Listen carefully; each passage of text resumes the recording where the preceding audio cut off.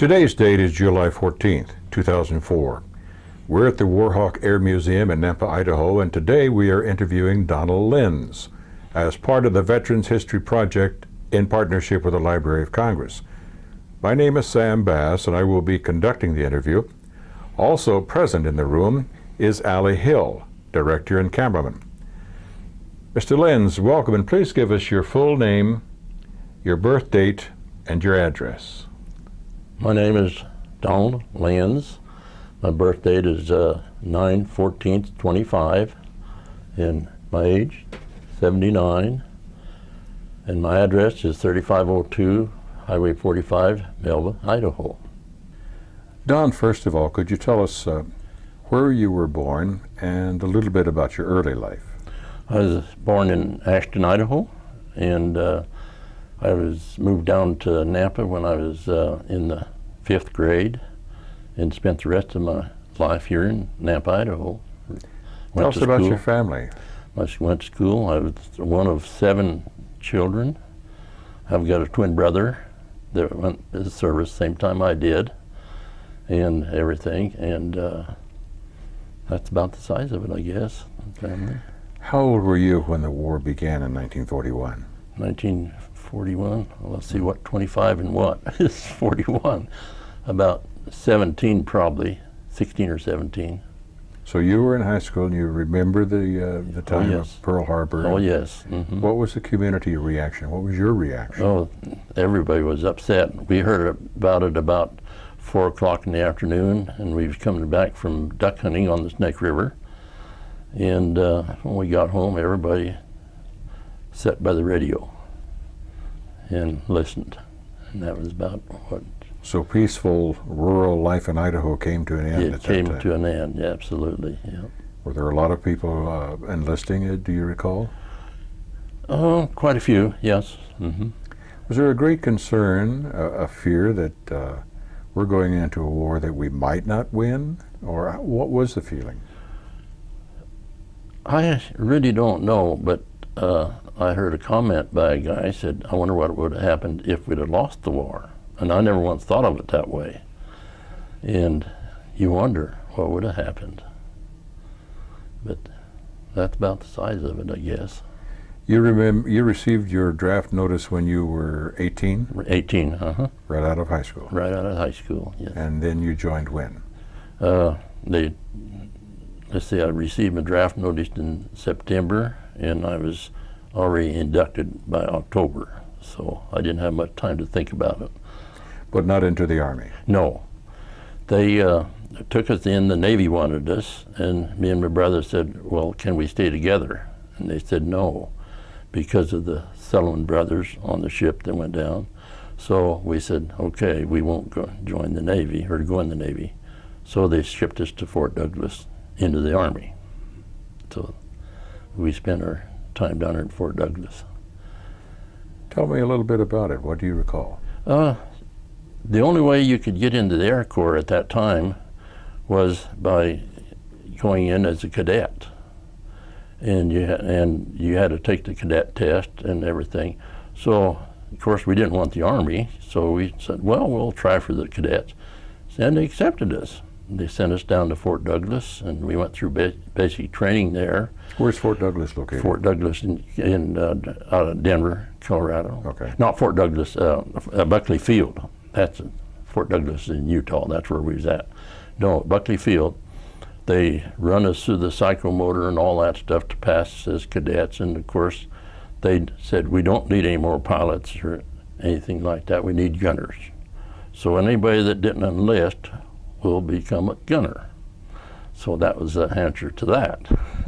The only ones that were accepted in as pilot training were the ones enlisted as cadets.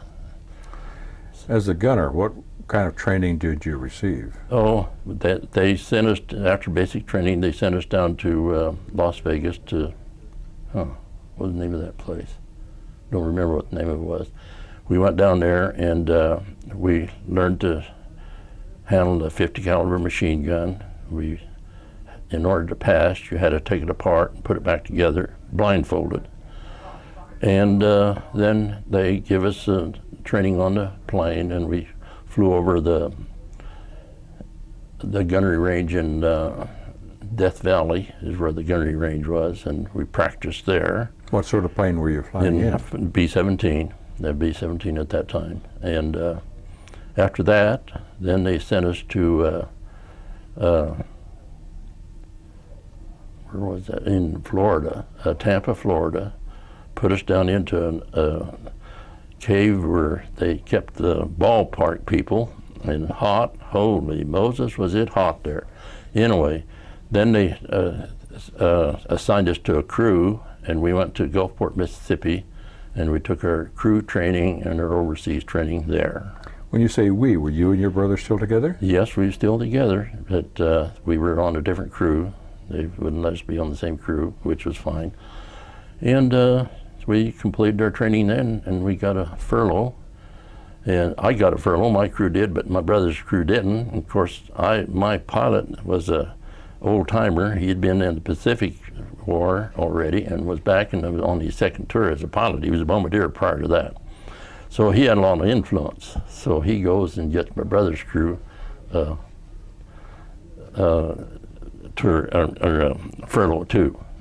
And so after we got back, then they sent us to Georgia, Atlanta, Georgia.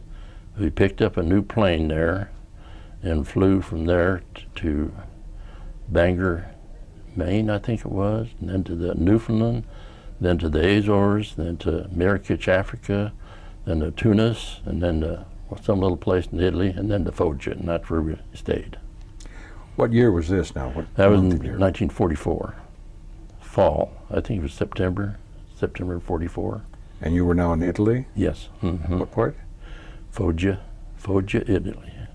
Where is that in relation to Naples or Rome? Oh, it's down a little ways on the boot from Naples.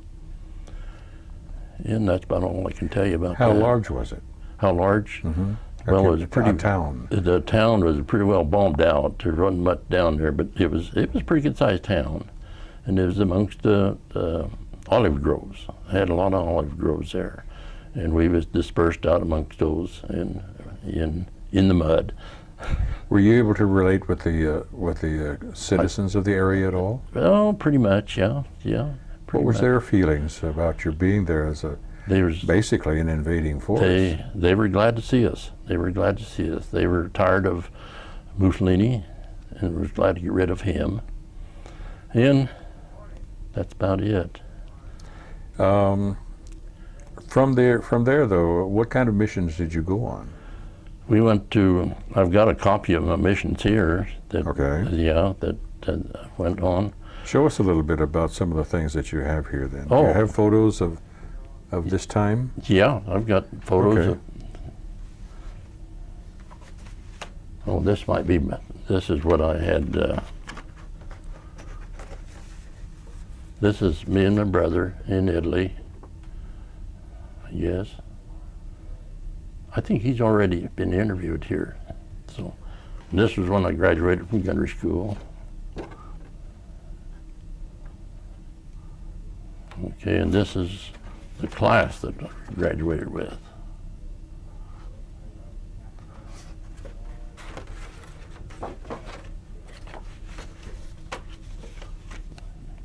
And of course my discharge. Here's a menu we had at Buckley Field.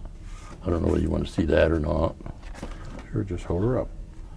It's a Gives an idea of what you had to eat. yes, pretty good dinner. Pretty good. Okay. And this is kind of interesting. I don't know whether you want to see it or not. I don't know whether you can read it or not. Special order of the day, what is it about? About the end of the war. These are pictures that I had that was taken over in Italy. You want to see them, or? Yeah, a couple of them, sure. Yeah. This is at our squadron headquarters. This was our rec room outside, and I think this is my crew.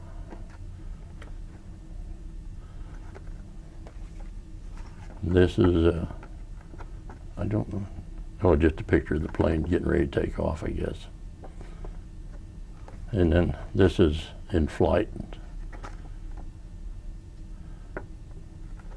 And this is one I'm kind of proud of. This is a calendar we got over there. It shows, the pictures show kind of what it's like over there in Italy. Is that okay?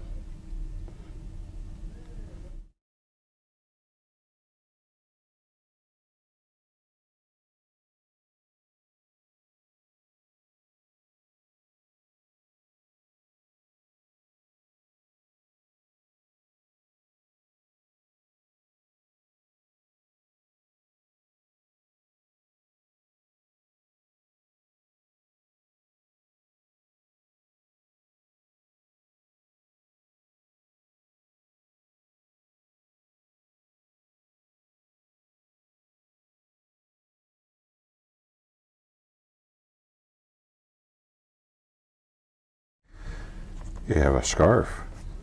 Oh, this scarf, and of course this is when we went on the rest leave over down to Capri.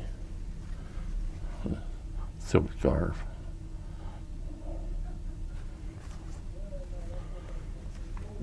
This is some pictures of some of our, oh, and this is what I got from out of Capri.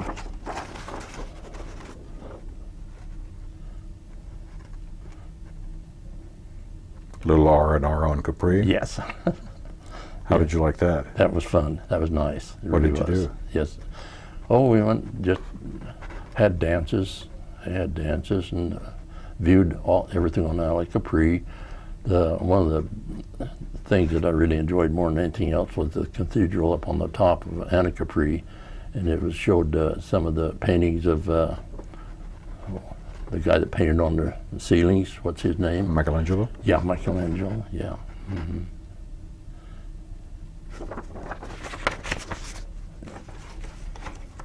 And these are some of the pictures of the bombings runs that we had. You want them? Who took these pictures? We had a camera on board plane, and they showed what we'd done for the day.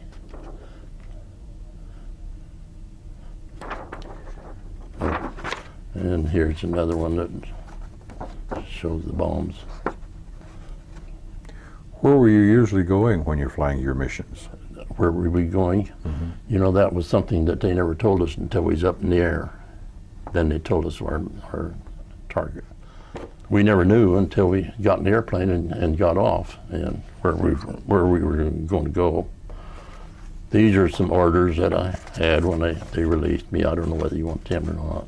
That's not very good. This is my record of my missions.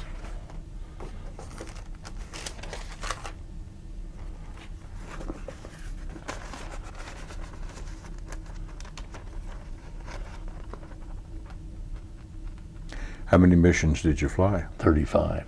Yeah, that's all you could let you fly. They used to call it 50 missions, but a lot of times they would classify how far you went and how long it was, would consider it 2 missions. But after we got over there, well, they just called it once over the target, once home was a complete mission, and then 35 is all you could fly.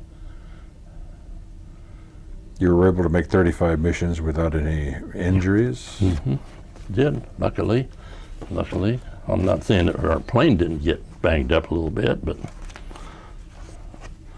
and that's about the size of it outside of this. What's your here. certificate?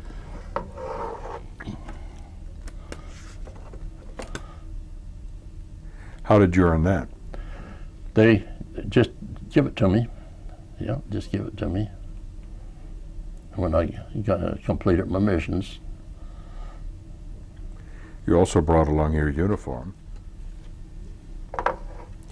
Tell us what the ribbons on the uniform represent. Oh, this one here is the air medal.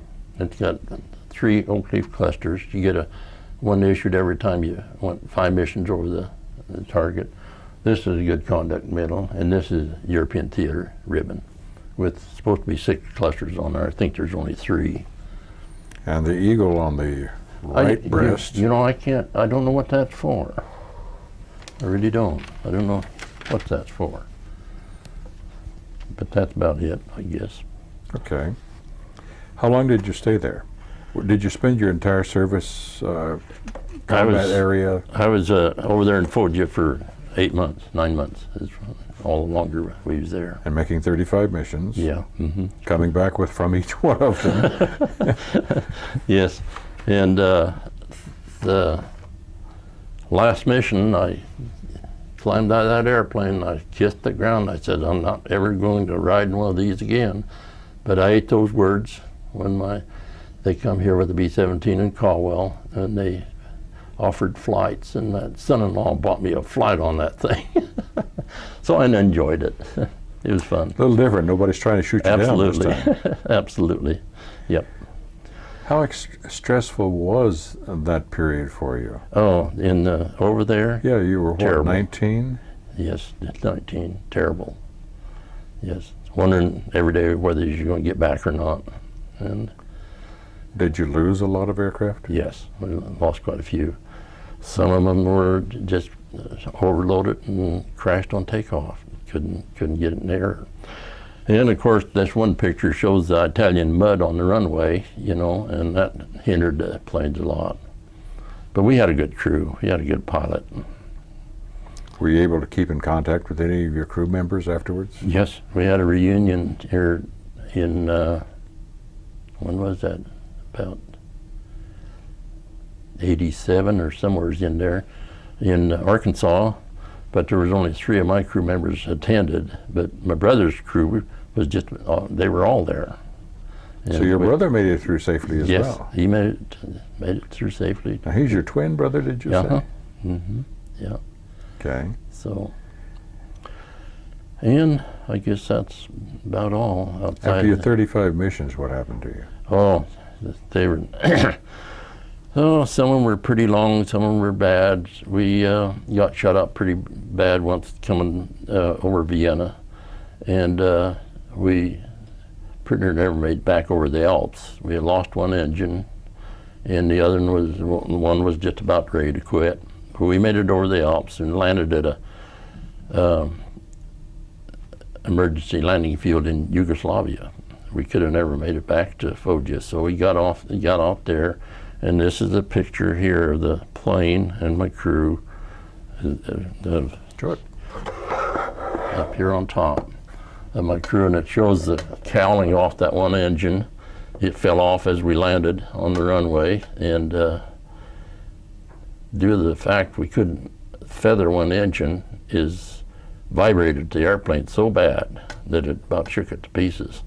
And that's what was scary. And we was ready to bail out any time because we were afraid we might not make it back. But we made it. And so. Once you were through with flying missions, what assignment did you receive next? Just back to the States and to leave here in LA, I think it was, down there, Santa Ana. And we was there, and they treated us like kings. Really nice. And from then on there,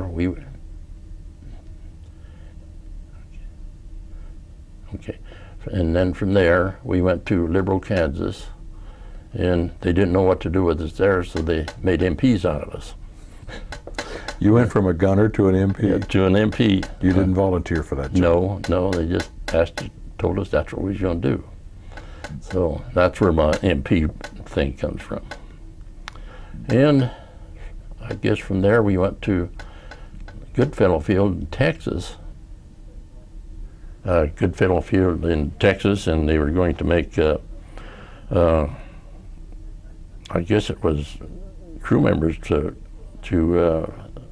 not crew members, I can't think of the word.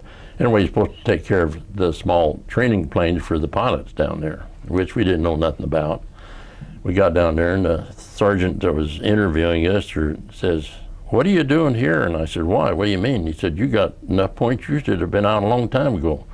And I said, "Well, get us out of here." So that's when they sent us back, and we were discharged. Sent us back to Gown Field, and we were discharged from Gown Field. You were discharged when? In October, I think it was, or November of 45. What was your feelings when you heard that the war was over? Oh, big, good. The war with Germany was declared over when I was coming back on the boat from overseas, and the war with Japan was over with when we was at Liberal, Kansas. And of course, Liberal, Kansas, a little tiny town, but they had a big celebration at that time. So, what did you do after that? After that, I came back and went to flying school here at Clark's. Can you believe that? And become a pilot here. And of course, it was too expensive. I couldn't keep it up.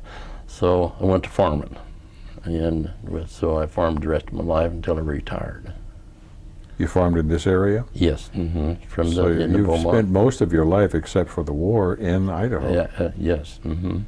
What are you doing now? What am I doing now? Retired, taking it easy, raised a garden. That's about it. Is there anything that we didn't discuss, or any questions I should have asked you about something you'd like to express yourself? Well, the only thing is, one of the missions that we took was over Berlin, and that was the longest mission that the 15th Air Force had ever done. And when we got in the air and they told us our target, we all said, oh no, we'll never get back.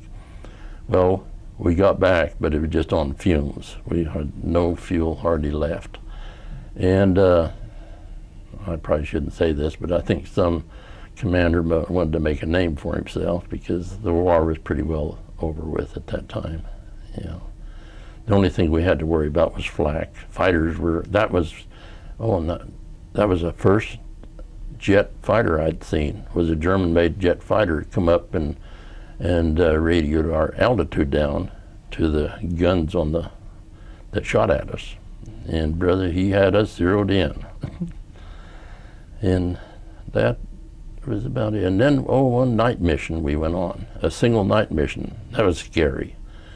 Over Yugoslavia, we went to bomb a railroad yard, and you could see those 20 and 40 millimeter guns shooting at us, and they shot tracers, and some of them come awful close. But we managed to get back from that. And I thought my old pilot, I knew he was going to get lost and would never find his way home, but he did. So that was another one. And outside of that, why, I survived them. Did you come back home feeling that it was all worth it? Oh yes, it was. You're willing to do it again? No. No. I would if I had to, sure. Absolutely, yeah. So.